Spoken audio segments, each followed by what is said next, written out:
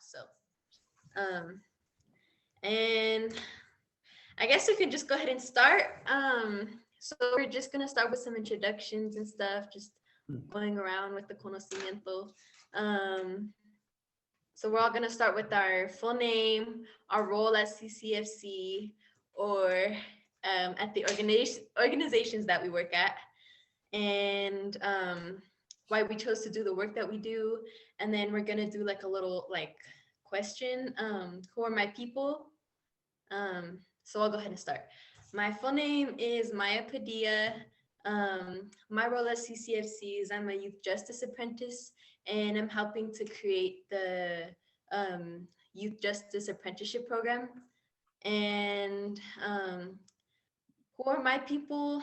My people are all indigenous people, throughout the whole Americas, not just, I mean, for me, being biracial and being indigenous in two different like parts, kind of like parts of the world, like being from northern Native Americas, and then like, being Mexica.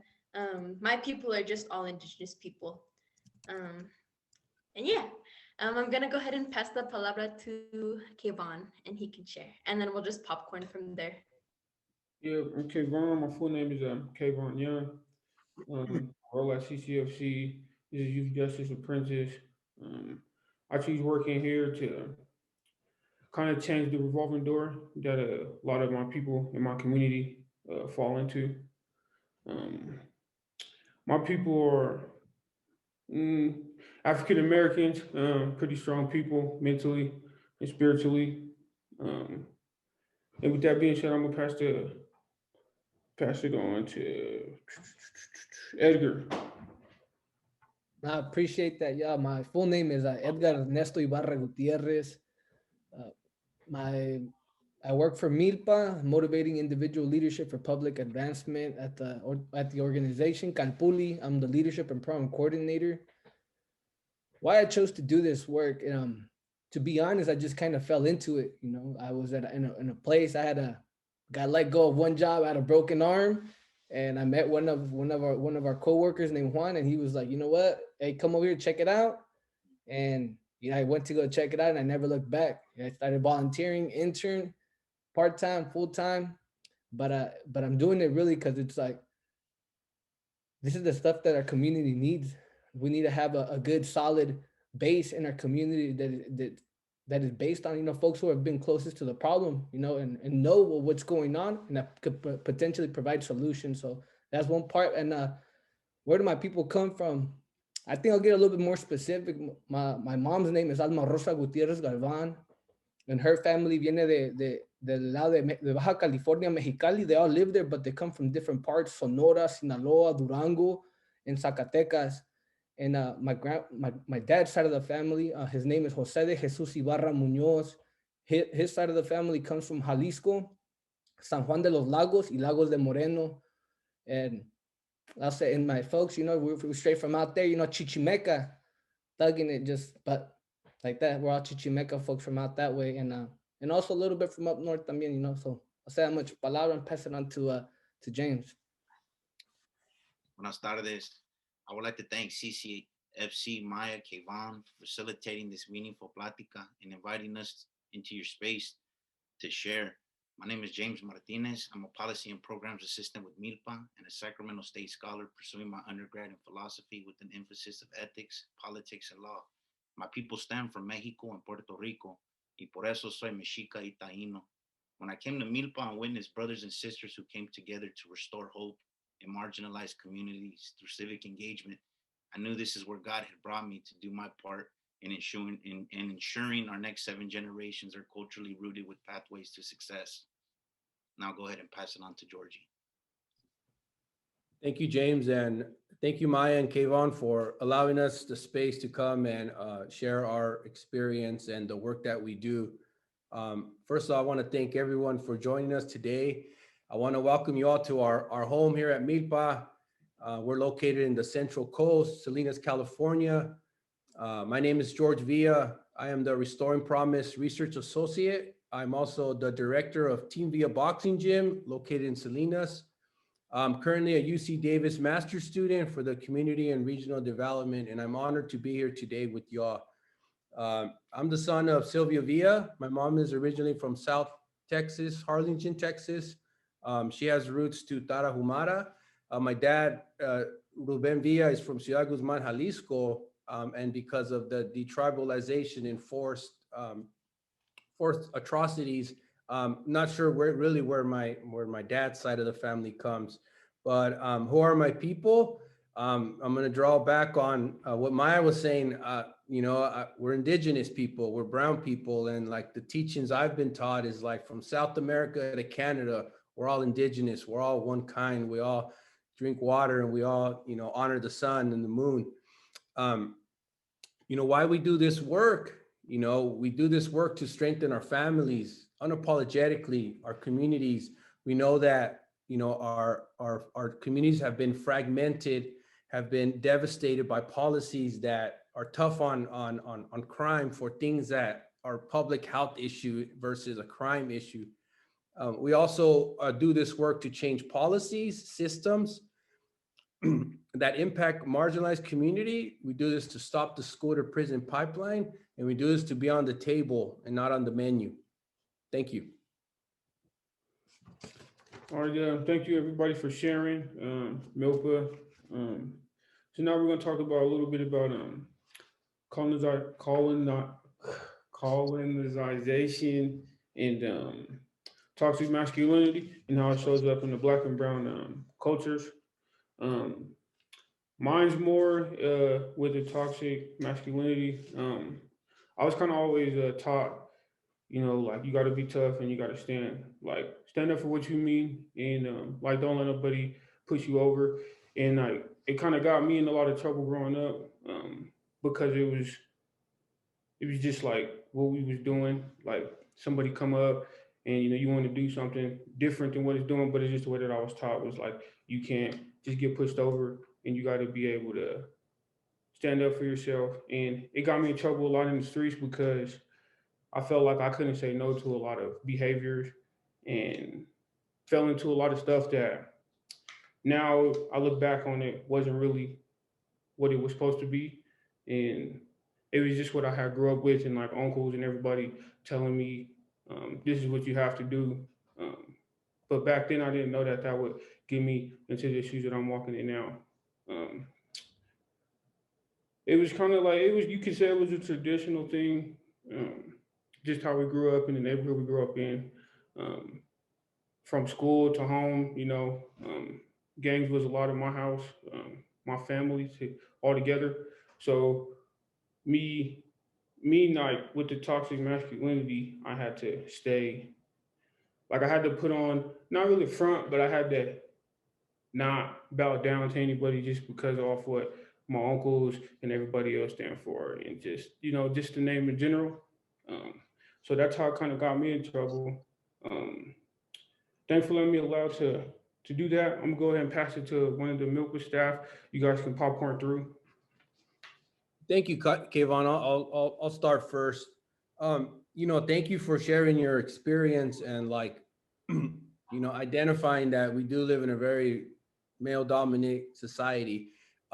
But if I can offer a response to what you were saying, one thing that you don't teach us in the schools, one thing that we need to understand about colonization was that the conception of indigenous people, we were viewed as lesser beings. We were viewed as not having redemption. We were viewed as associated to evil, to dark paths, to unworthiness. And what this did, this created a process of misery for our families, for our young people, and a hierarchy of humankind.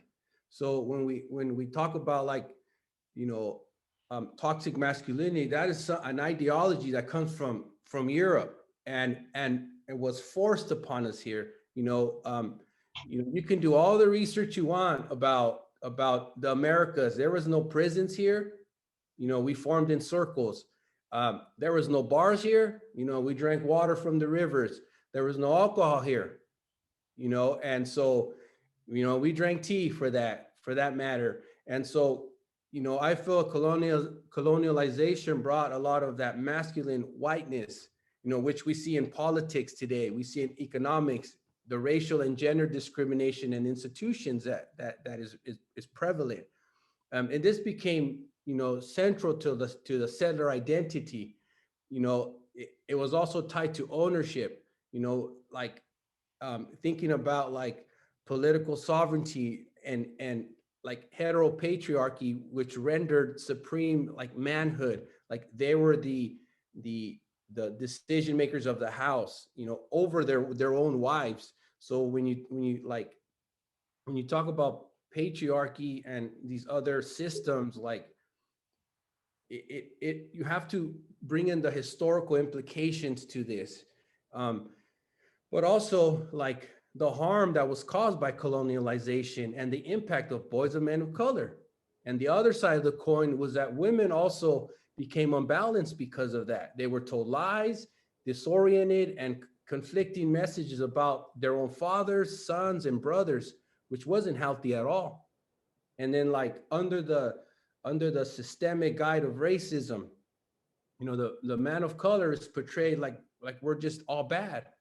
You look at, videos like The Birth of the Nation, which was the first, movie that came out, which was identifying a Black person as the rapist, as the bad person. We see this in the news every day, overrepresentation of people of color, they're doing bad things. So it creates more of like, our own community against each other. But, here at our organization, we like to create healthy masculinity, caring, sensitivity, crying, things that our young people need, leading them by example. And like, you'll hear many of us, James and Edgar and I, we're all at the universities now, so we had to do our own inner healing work and call out and call in like that unhealthy patriarchy. And so there's us men that are doing our best to give back, are doing our best not to conform to that type of behavior, because that's not us. We're about showing love, we're about showing empathy, and I know how much that toxic masculinity runs in all over the world, but it's something that like we got to like detach from and not take part in that, because it's just not good at all. That's why a lot of us men are dealing with a lot of stuff. But so that's I'll share there, and thank you, and I'll pass it over to James. And just kind of chiming off what the brother George had mentioned, Kayvon, understanding the aspects of toxic masculinity and what it has caused as a result of colonization, and how it created a social hierarchy of, who was valued and who wasn't, who was seen as adequate and who wasn't, who was put in such a means where they were seen as a mere means to exploit, and I'm going to use this metaphor as an example. What happens to indigenous people when you remove them from the roots? Or what happens to a tree when you remove it from the ground and take away its roots? That tree withers. That tree loses its substance. We as indigenous people, in a sense, when they removed us from our indigenous roots, our indigenous existence, we withered in the process, and we are recapturing that. We're rediscovering. We're envisioning and dreaming and hoping and bringing that together, as a strong united front. And I see that's what the indigenous people of Turtle Island have to offer in this circle of life. Is when colonialism came, it disrupted the natural order of the way things were intended. And rather than focusing on toxic masculinity, because we know what it looks like and we know what needs to be changed, and really revitalizing what it means to bring that duality and that balance to our communities that's needed. And I say that and I emphasize that because me being a father and me being a partner in a relationship, and seeing how I can teach my son how to, respond and behave in an environment where there's, women around him, and he's able to conduct himself with respect and know how to treat people with dignity, and more than just often, emphasizing school. I emphasize his humanity, make sure that he's culturally conscious, of his surroundings, and he's connected to people. So I feel like we can really re-envision what it looks like to really hone in and protect our communities and love our communities, and let that be the foundation of how we incubate family. Thank you, Kayvon. Yeah.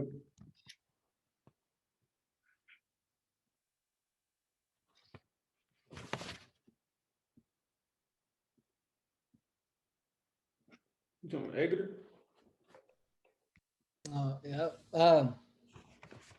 Now every time, and it's pretty cool just to be sitting here and listening to this. Every time we start talking about things like this, different things start going through my head, just on my personal experience and what I've seen throughout my life. We talk about it's, for the lack of a better word, toxic masculinity. That whole term has become savvy, within the last 20, 30 years, right? It's become something that's been talked about more and more and more. And even to the point where like anything is considered toxic.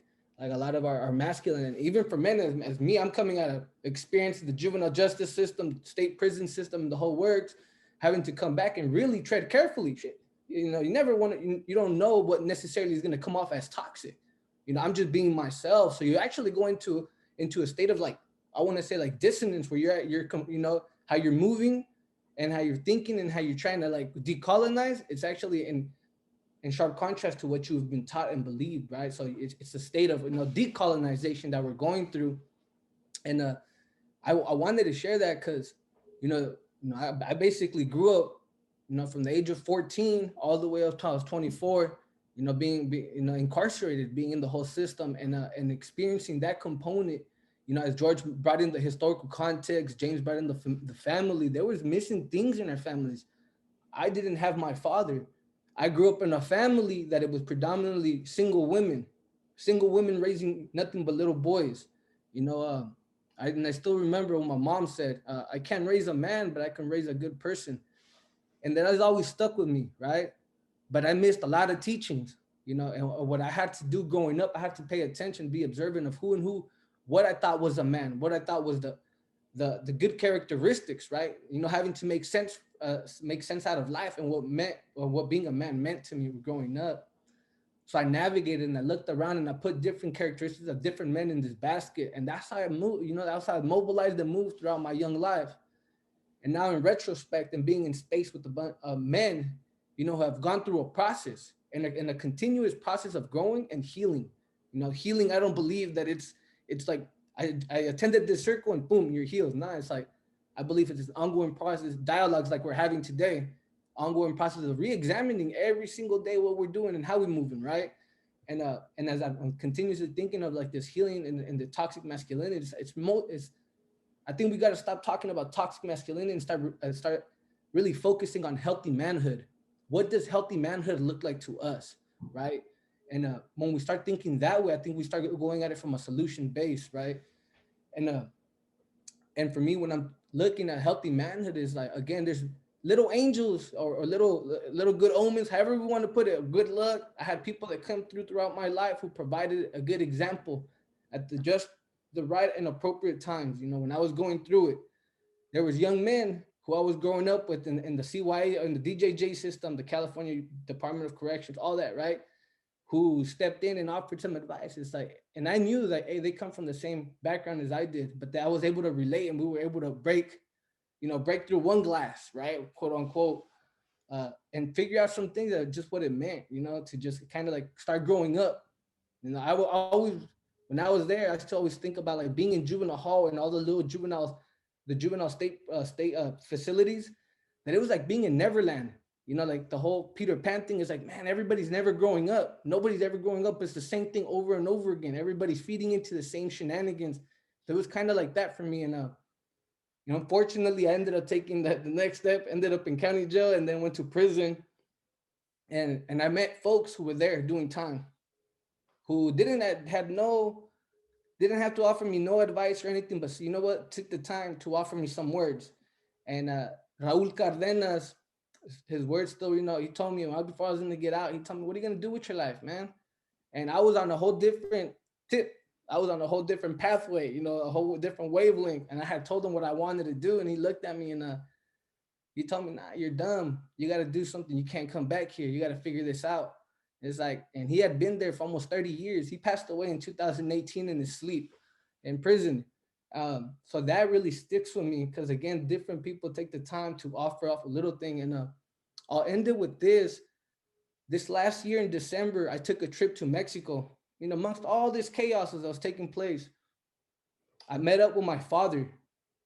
My father had been incarcerated for almost 13 years, you know. So I come back, I come from that legacy of incarceration. And I asked him questions that I've always wanted to ask him now that I'm going through this process. Like, what happened? Why didn't you stay? Why were you out and about? Did you care about us? You know, and I asked him all these things, and he really didn't know what to say. But the one thing that struck to me is like, what do you want me to do? My father got killed when I was 3 months old. What do you want me to do? Nobody taught me how to be a man. And it hit me because it was like, man, that went deep. You know, it went deep. And I had that conversation with him in the rancho, in that rancho, in that land. It's been in their family for over 200 years, you know, been passed down. So I had a conversation, and for me, in coming back, I was able to heal something that was very deeply embedded in our family, to need to heal something. And it's not necessarily healing, but I started a process with them. And I was able to have a conversation and come back and make sense of it. A lot of the resentment that I had towards him kind of faded away because I understood. So I want to just say that it's not the whole component of healing and colonization, toxic masculinity is really thinking about like what's our how are we going to navigate that and ensure to push forward a different lens of, and in particular to healthy manhood. You know, how do we define what healthy manhood is and what is it in action, and start moving in that direction. But I'll say that much. Thank you, y'all. Yeah, thank you. Thank you guys so much for that. I love, Edgar, that you started talking about your healing journey. You know, James and George, I just want to ask you, like, what did your healing journey look like for you? You know, like, how did you come back from just all of that, you know? Yeah, thank you, Maya, for asking that. That's an important question that I think our young people and our audience need to know. Um, given that I've been out of state adult facility for going on 11 years now, the healing journey, you know, it's all interconnected. It's intergenerational, it's intersectional. We are earth, wind, fire, and water. A couple things stand out to me when we talk about healing. You know, as Edgar mentioned, you know, healing is a lifelong process. You know, one of the elders that I'm very grateful for, Jerry Teo, who I listened to in a he was doing facilitating a workshop for the community members in East Salinas, and you know, he said that our bodies can restore and can heal, and that we were sacred. And I was like, I wanted to know more right away. It had me feeling like, and I asked him too. I was like, "You're telling me you can heal?" He's like, "Yeah." And so for me, you know, I didn't want to stay complacent in my trauma. I didn't even know I had trauma going on from like youth incarceration up until my adult. And, you know, for us, you know, our elders, you know, our mujeres elders and our men, they tell us stay close to the fire. You know, that means, you know, attend ceremony, like help out with the preparation. You know, our elders have been doing this for a lot of years. Now it's time for us younger folks to come and touch that teepee pole, help out with the fire, help out, you bring food, you know, do everything that our ancestors have been doing. It. That's how we're going to reconnect. That's how we're going to release those layers of trauma. You know, so for us, it's like we've been blessed to translate all of the pain, all of the trauma into action and healing. You know, one thing that we had to really acknowledge is that the systems try to eradicate us by law, by force, by genocide. They filled us with poison. They fed us religion. They fed us alcohol, rage, confusion, incarceration. You know, as I mentioned earlier, there was no prisons in this continent. That comes from the other side of the world. And you know, like, and also the attempt to detribalize and dehumanize us for a while, it really worked. But we're, you know, we're engaging, you know, you know, we're engaging in reconnecting with our land, you know, ourselves, our body, you know, putting in the good thoughts. You know, we had to, you know, as you know, we had to become woke. And, you know, it wasn't just about the moment. Oh, I watched the video and I'm pumped up now. No, it's about the movement. It's about the long march. Like, how much do you really want it? You know, I always, you know, I heard an elder, Baba Greg Hodge. You know, he talks about like Harriet Tubman, how she freed thousands of slaves every day, and she swam in alligator infested water. You know, how many of us are down to do that, to liberate our young people from incarceration, from poverty, from mental health issues? Um, you know, I I feel like one of the biggest things that's it's part of the healing is learn how to cry. As a man, you know, as Kayvon had alluded to earlier, he grew up not having to do that, just like many of us. So being gentle with ourselves is super important for our young people.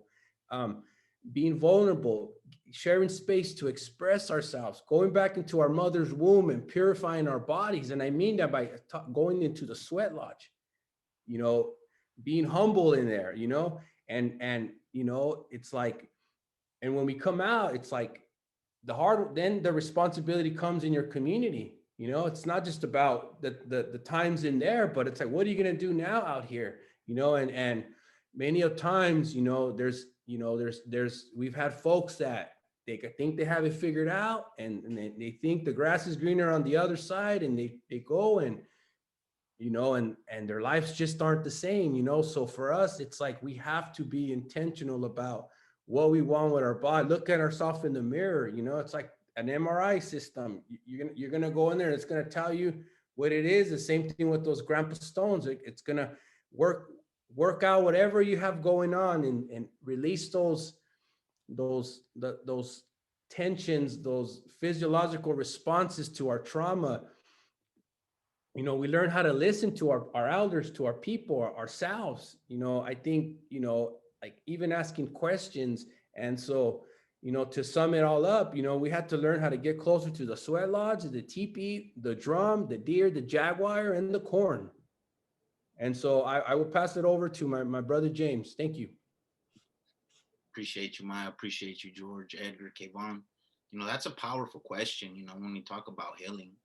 I know for me, you know, my healing journey has been a continuous process of self-discovery and having to self-discover, you know, and thanking the creator for putting people in my life that were able to guide me and help me acclimate to my indigenous roots, such as the brother George, the brother Edgar, Juan, and the Capuli. And having that family is instrumental in really helping us, you know, heal and have that community of calor de familia. You know, I know growing up, that's one thing that really motivated me, you know, growing up in the community I grew up in, because I grew up in a single mom household, and not having that warmth and that role model that can guide me and direct me down a meaningful path. You know, and as I mentioned, you know, I thank the creator, because everything that happens to us is for a reason. Nothing that happens to us is in vain. It's to prepare us and really chisel us in such a way where it prepares us for our future endeavors. You know, but just having the opportunity to reacclimate myself and rediscover something that was lost to me and my family, because as I reach back and I dig into my indigenous roots, I'm finding out little by little. And to even see when I engage that conversation with my family, how curious they grow in that desire to want to know, because that essence about us was removed and it was erased, and in a sense we have forgotten about it. So just resparking that with my family has also helped me heal, because part of shedding away my past is rediscovering my present. And sometimes you have to lose yourself to find yourself in the process. You know, I know so many times, you know, society is quick to label, you know, these subgroups as gangs, as deviant, but they're forgetting that those gangs that they're calling gangs, that's a clan, that's a tribe, and they come from indigenous walks of life, but yet you came and you removed that. So in a sense, they forgot what it looks like to be a part of that community. So what is the closest thing that mirrors it, that reflects it, that they're yearning for, that they're searching for? And for me, I think that's where we really have to re-indigenize it. Rather than coming at it from a villainized standpoint, we have to come at it from a standpoint of love, charity, understanding, and that's going to help all of us heal and really reach our full potential. You know, because Paulo Freire said it, you know, there's a close correlation between the oppressed and the oppressor. And until they release themselves from bondage, they cannot continue on their journey. So there's a close correlation to that. But one thing that has really helped me heal, Kayvon and Maya, is reconnecting to our ancestral teachings. That has been something that has really allowed me to pull back the layers, like the brother George said, going into that sweat lodge and really piercing away that shame, piercing away that inadequacy that we were conditioned to believe, and really re-aspiring and rediscovering who we are as Indigenous people and where we belong in this cycle of life. Thank you. And if I may, really quick, I know the director of Milpa, Juan, and I, one of my first ceremonies was actually in Denver, Colorado. And for me, like, it was a really big pivotal moment of my life, because I got to see one of my bros, you know, take care of himself, and he's now thriving more than ever, you know. So like, when I got to witness that and just be there to support him, we came all the way from California, drove, and just to be able to hold space and tell him that we love them and that like we're family here, and like that has helped us all take us to a whole nother level. And as you know, like, many of us have been incarcerated, but you ask us, we're at the best shape of our lives right now. We learned to love ourselves. We learned to bring in good thoughts, and we're continuing our journey as and showing our next generation what that looks like. And so, thank you. I just wanted to share that connection that we have in Colorado, but also in Texas and all over the country. Thank you. Thank you guys so much for that. That was very powerful.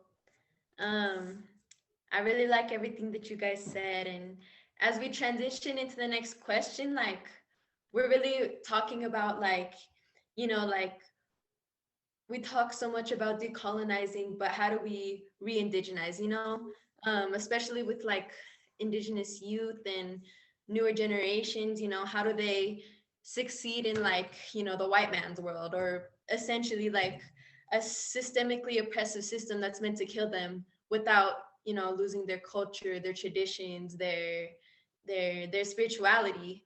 Like, I know, like, when I was younger, like, I was always told, like, oh, you have to play their game, go get an education so that you can succeed in their world. But, like, how do we teach youth to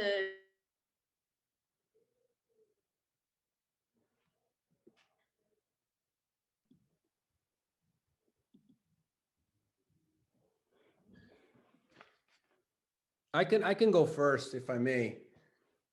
So thank you, Maya, for the great question. And for me, what really stands out is being the example for our young people. You shouldn't be able to tell someone something to do something that you aren't able to do it, like, firsthand. And then by encouragement, we have to strive to have balance, have humor, have fun, be healthy, and try not to be all priesty and pope-like. Be yourself, seek adventure. Like, those are the things that make our bodies feel better. When I get stressed out, midterms, finals at UC Davis, I'll go to a river. I'll go and I've taken students with me. I've taken plenty of students to our sweat lodges, and they're now thriving. They're in master's programs, and so, like, for me, it's like, like, treat it sacred, live your life to the fullest. And also, for young people, they need to know a long time ago that we had a tradition, we had a practice, we had ceremonial processes that predates colonialism, healing medicine systems that were already in place. we have to have a process to guide young people to adulthood. Nowadays, most our young folks are growing up in systems where they can care less of their health outcomes. It's more of like, oh, what's wrong with you, instead of what happened to you. So I feel like a perfect way to do this is to, take them before the fire, have them sit down with the water. That's how, like, we were afforded that opportunity, and there's things that don't come in a manuscript. You got to feel it. You got to pray for it. You got to believe that there's something greater out there that's taking care of, which is why our medicines are still here. Our instruments are still in place. Our people are still here. And yeah, we are reclaiming our indigenous way of life. We are building the masses of people to decolonize, and deconstruct the systems that were designed to just, like they say, the geography of the have and the have nots. Why is that a certain side of town looks better than this side of town? And like, I think also, like, it looks different for young people, but right now there's a fight for the soul of the youth, trying to control your mind by feeding you more and more like tech app stuff. Like, those things also can create, like, disconnect with families. We have to respect our elders. We have to be able to eat healthy. That's resistance. Taking care of our physical and our mental health. That's also a way that, like, our young people are gonna be able to, like, grasp the meaning of it. And we have to get involved in the community and acknowledge the 4 directions that you are decolonizing, healing, and re-indigenizing. I'll pass it over to my brother Edgar. Thank you, Maya, for the great question.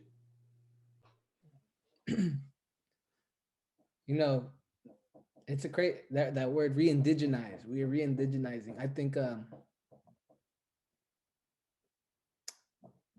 I believe we have always been indigenous.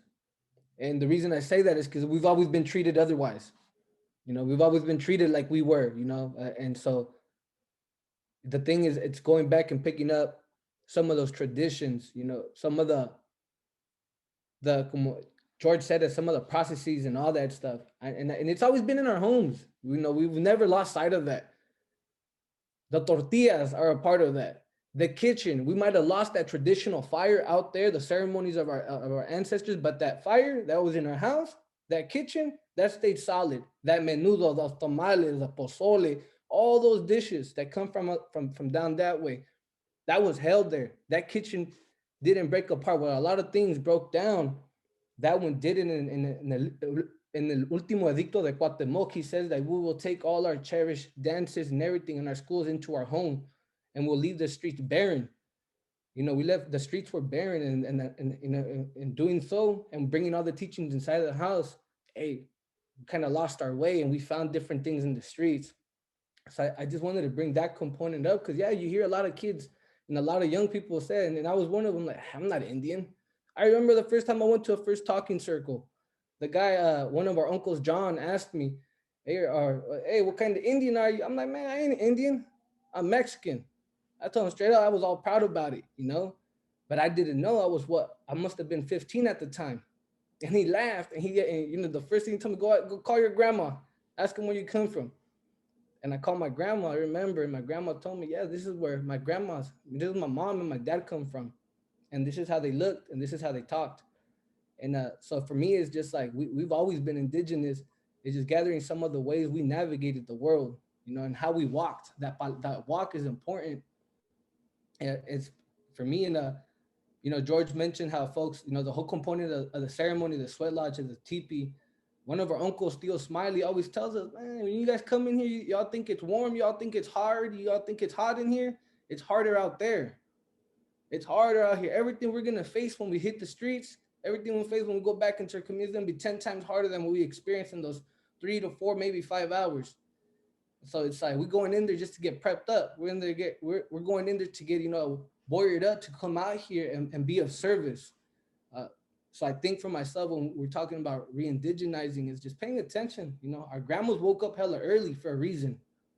You know, they woke up always, dicen, uno se levanta temprano para ganar al día.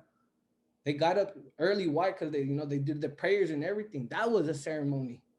You know, they did their little walks to the church. That was their ceremony. They went in prayer, and that's how they were gonna walk. Even though it was to a Catholic church or Christian church, that was a ceremony because they were walking in prayer and thinking about all of us. You know, so I always think of those things, of what we still have here amongst ourselves. You know, and what we have in our communities. James mentioned this whole component of tribalism. We're always talking about, you know, you hear it in our phrases, you ain't in our circle. You ain't in our circle. We've always been taught to think in circles. We were never taught from back then the whole component of think outside of a box or think inside of a box. It's like, nah, our folks taught in circles. That's how they were programmed, right? So I think for us, going back to the whole component of how do we re-indigenize, you know, George, going back to what George and James are going close to that fire. Acknowledging that water that's always present, being willing and open to listen to our elders. There's also a disconnect there. We don't want to hear about you. You done messed up. You done me wrong. So I'm not going to listen to you. I'm going to figure this out on my own. I don't want to hear nothing about what you're going through. And also acknowledging too that, hey, some of our elders weren't there, but now they are. So there's a disconnect, right? And also understanding that not just our elders, but some of our family members and a generational gap of like, and I can give another example. When I was inside the institutions, majority of us that were there were 20, 30-year-olds. There was no one over the age of 40 or 50 to really tell us like how it was or what it was. We were just trying to figure it out as well. So the component of bridging and strengthening the intergenerational relationship between us, the young people, and our elders is super critical. Because they got some of the teachings. And that's a component of re-indigenizing, but also building relationships with different cousins from North America and South America, different indigenous cousins from all over the place, building those relationships. And it's not just about trying to co-opt or anything. It's like, man, probably some of the stuff that we used to do down there came up this way, and probably some of the stuff that y'all did up here went all the way down that way. And so there's a lot of things that we can say about re-indigenizing, but it's like you got to sit with yourself. You got to be ready with it, and it's not easy. Shit, I'm gonna be honest. None of this is easy. The whole component about healing, this whole re-indigenizing, it's not easy. It's not you. You're basically tearing yourself down and rebuilding yourself up. And if you're not willing to sit with yourself and discomfort, you know, you're just gonna choose to remain in being comfortable. So you got to be willing and ready to take that step.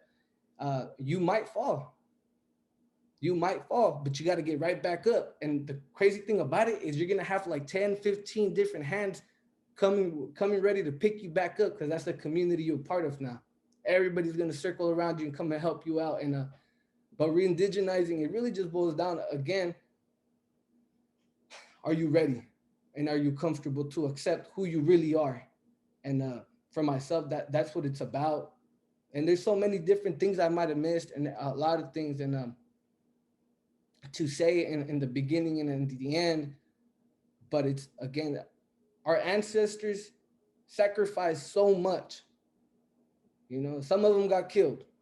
Some of them were enslaved, massacred, raped, robbed, pillaged, all those things, just so that we can be here today. We are somebody's prayer from all the way back then, all the way till now. And I don't want to get all freaking philosophical and stuff, but or all spiritual. But the reality is I know that when I was locked up, all my grandmas, my grandma, my aunties, my mom, all of them were praying for me, and I know someone prayed for them, and I know someone prayed for my grandma and my mom. So I'll just say that much. Palabra. All right, thank you everybody for sharing. Next question I just want to say is, if everybody can end it with words of advice. Mine would be probably to the parents, like, people we know, father, that there's always somebody out there, a positive role model that can bring you up and teach you the right ropes instead of what you're getting in your community if it's not always the good one. So with that being said, we're just gonna go through the Milka and have you guys popcorn through. Thank you. Appreciate you, Kayvon, and appreciate the words of advice. One thing that comes to my mind that I would like to share is, You know, embrace the richness of your indigenous culture and really hone in on who we were, right? Because there's a reason why they tried to erase it. If they didn't recognize the power within our culture, then they would have never tried to remove it from us. And just being conscious of when colonialism came, they didn't come to love us, they came to conquer. And really keeping that in mind and at the center when we go out into this world and understand why it was constructed the way it was constructed and why it put us in the bottom of the socioeconomic ladder. But really holding that to heart and really finding our purpose in this life and reaching for it like our life depends on it. Aho. Pass it on to Georgie. Thank you, Brother James. Two things that stand out to me that were told to me that I carry every day and I apply to my life and I apply to the young men that are incarcerated that we work with and then in the schools that we work with is our Uncle Jerry tells us that we're sacred, we're a blessing, and we're perfect just the way we are. One of our elder, our Baba elder, Baba Quayle, he talks about how we live in a capitalist society based on white supremacy and how they're sucking up our black, brown, and poor white folks into incarceration. And you know, for us, it's like, you know, I'll give an example of I work with youth. James and I work with youth that are in a state facility. I was actually in that facility, Department of Juvenile Justice, and to this day, they're the kings of they make my job easier. They never have disrespected me. They never get out of line. They don't even question. They actually look forward to it. They say that the other programs are ran by correction officers, which is great, but it's like that saying goes, it's not about the services, but who's doing the services. And often I tell people, like, I get more problems at the security gate. You know, I've been searched, and it's like the rhetoric of like, you know, you know, he's a transformed person now, like, and he's working here. So it's a lot of like push and pull relationship in there. But when you're taking care of yourself, when you're humble about yourself, and when you're staying close to the fire, the medicine is going to help you navigate through all of those challenges. So I'll leave it there, and I'll pass it to Brother Edgar. Shay. Yeah, no, thanks. I think I'll just right now as I was thinking about it, I'll go off of what Theo Smiley always tells us: be trucha.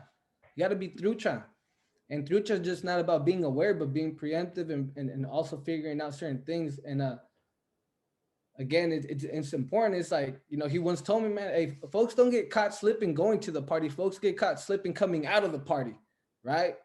And so it's like for us, for how I look at it, it's just like doing your due diligence, do your work.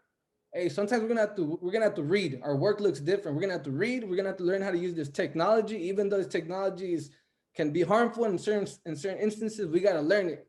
You know, we gotta have that as a tool set for ourselves. We gotta read. We gotta learn how to write on a whole different level. We gotta be the ones pushing legislation. We gotta be active. We gotta come ready to these conversations. We gotta come ready to any meetings that we gotta be there. We got to come ready and prepared with our notes, all these things. So when I say be trucha, yeah, sometimes you got to be trucha with yourself and how you actually navigate it. And that's one thing that I always struggle with myself. I like to procrastinate sometimes, but hey, the reality is like, hey, there's a sense of urgency, yo, into how we're moving. So my thing is like, be trucha, be on and stay on point, be on toes and keep it moving. Cause this movement, it ain't going to stop. And they don't sleep. You know, we know the system, they don't sleep. They operating off of billions of dollars. You know, we operating over here off of just ganas and freaking, you know, how Juan likes to say that we're poor, hungry, and determined. That's the PhD we got. We're poor, we're hungry, and we're determined, right? And that's how we're going to achieve it. So I'll just say that much. Palabra, pass it on to Maya. Thank you, Palabra. I think my word of advice would be something that I've been told kind of my whole life, just within like, you know, my danza family and that whole community is Mishika Tiawi. And it's a Nahuatl saying, and it means just never stop moving, you know.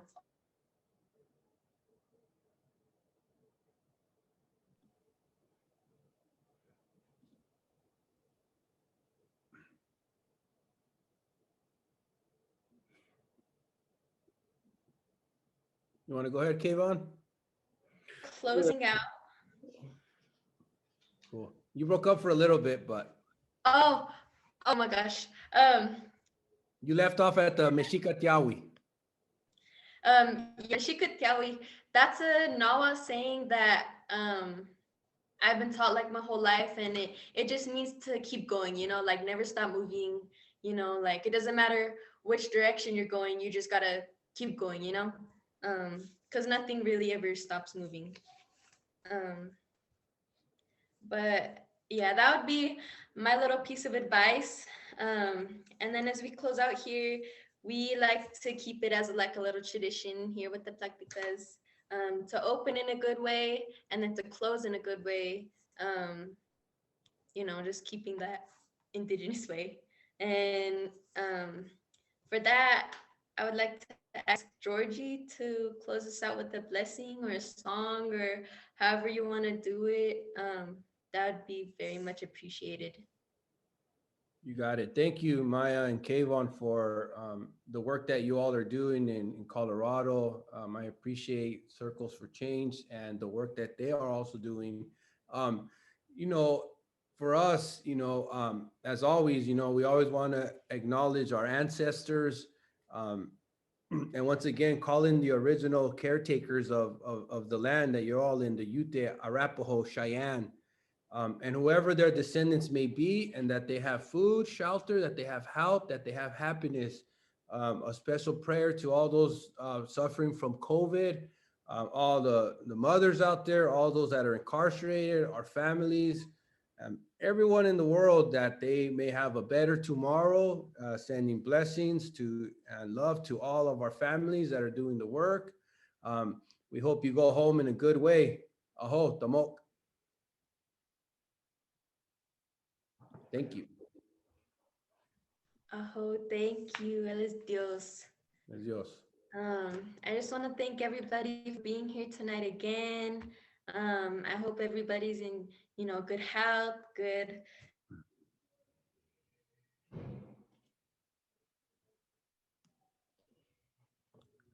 I think you're muted. Yeah, I think she's muted. Maya, I think you're muted. With our special guest, Marcia, Maestra Marcia. So thank you guys so much for being here. I love tonight's conversation. Maya, you were on frozen for like 10 seconds. If you can go back just a little bit. We didn't get that. I'm so sorry. I don't know what's going on with my computer.